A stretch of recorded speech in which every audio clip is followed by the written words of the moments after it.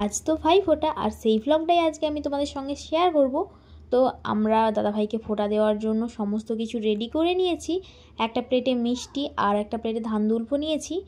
দাদাভাইও তো রেডি হয়ে চলে এসেছে ফোঁটা নেওয়ার জন্য। এরপরেই আমরা প্রদীপটা জ্বালিয়ে নিয়েছি।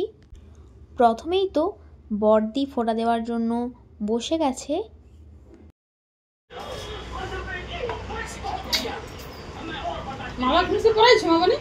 প্রথমেই তো বড়দি আর দিদিভাই মিলে দাদাভাইকে মালা ঘুমসি পরিয়ে দিচ্ছিল, আর এখানে আমার ছোট্ট সোনামা বসেছিল দাদাভাইয়ের কাছে। এরপরেই তো দিদিভাই ফোঁটা দিয়ে দিচ্ছিল দাদাভাইকে। তারপরে দিদিভাইয়ের কমপ্লিট হওয়ার পরে চলে গেছিলাম আমি, কারণ পরপর আমরা সবাই এক একজন করে ফোঁটা দিয়ে দিচ্ছিলাম। আমার তো দাদাভাইকে ফোঁটা দেওয়া কমপ্লিট। এরপর দাদাভাইকে আমি মালা পরিয়ে দিচ্ছিলাম। আমার পরে এখন আমার বোনও আছে। তো সমস্ত কিছু কমপ্লিটের পরে দাদাভাই আমাকে একটা মিষ্টি খাইয়ে দিচ্ছিল। তো যাই হোক, এরপরে চলে এসেছিল আমার বোন।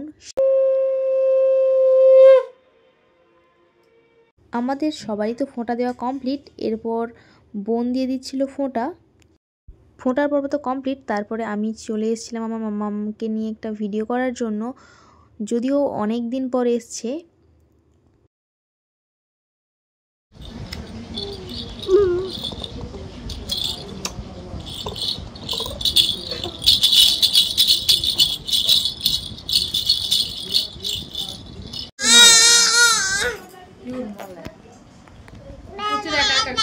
আমার সোনা গান করছে।